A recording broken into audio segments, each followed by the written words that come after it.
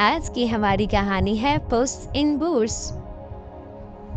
एक दफा का जिक्र है, एक चक्की वाला था जिसके 3 बेटे थे।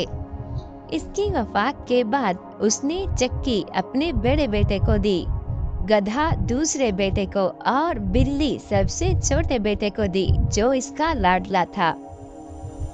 बड़े दोनों बेटे एक साथ रहने लगे, लेकिन छोटे भाई को साथ ना रखा क्योंकि इसके पास सिर्फ एक बिल्ली थी। वो बेचारा बहुत परेशान हुआ कि अब रोटी कैसे कमाएगा।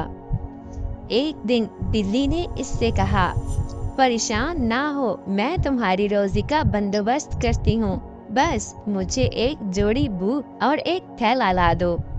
मार्कस ने अपनी मामूली रकम से बिल्ली के लिए बूट बनवाए और एक थैला लिया।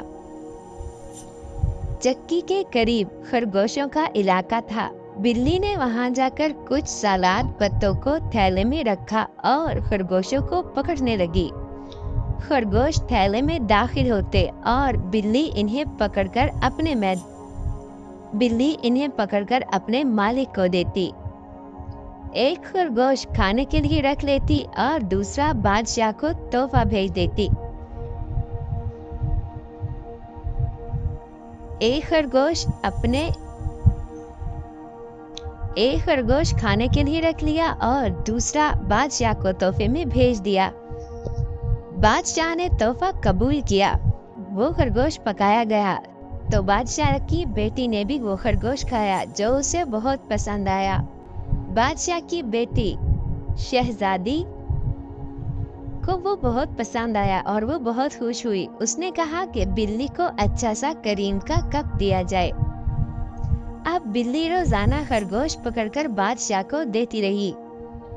इसी इलाके में एक देव रहता था जो बच्चों को खा जाया करता था। एक दिन बिल्ली ने इससे मुलाकात की और कहा, सुना है आप खुद को किसी भी जानवर में बदल सकते हैं। देव ने शेर बनकर दिखाया और फिर छोटा चूहा बन गया। बिल्ली ने चूहे को मार दिया। बिल्ली ने अपने मालिक से कहा कि आप जाकर दरिया में नहाइए, मैं कुछ करती हूँ। बिल्ली को मालूम था कि यहाँ से बादशाह गुजरेगा, इसलिए जब वहाँ से बादशाह की गाड़ी गुजरी तो बिल्ली ने शोर मचाया कि मार्किस ऑफ कार्बास के कपड़े चोरी हो गए हैं और वो दरिया में हैं। अगर मैंने उन्हें ना बचाया तो वो डूब जाएंगे। बादशाह ने अपने एक नौकर को महल में भेजा और कहा कि मेरा एक सूट ले आओ।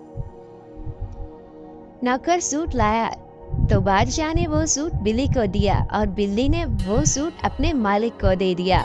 तुमने कहाँ जाना है? चलो मैं तुम्हें तुम्हारे घर तक पहुँचा देता हूँ। मार्कस की चालाक बिल्ली बादशाह की सवारी पर सवार हो गए। फिर बिल्ली ने खेतों में जाकर किसानों को धमकी दी कि बादशाह से कहना ये खेत मार्कस ऑफ कार्बास के हैं। बिल्ली ने सवारी के चौक से कहा कि सवारी को उस महल के करीब ले जाओ, हमारा महल वहीं है, हमें वहीं जाना है। जब बादशाह की सवारी वहां पहुंची तो बादशाह ने वहां किसानों से पूछा कि ये सब खेत किसके हैं। उन्होंने कहा ये सब मार्कस के हैं। उसके बाद बादशाह वापस चला गया और कुछ दिनों के बाद वो अपनी बेटी के साथ मार्कस के महल में दोबारा आया और वहां उसकी शान शौकत देखकर बहुत मुतासिर हुआ।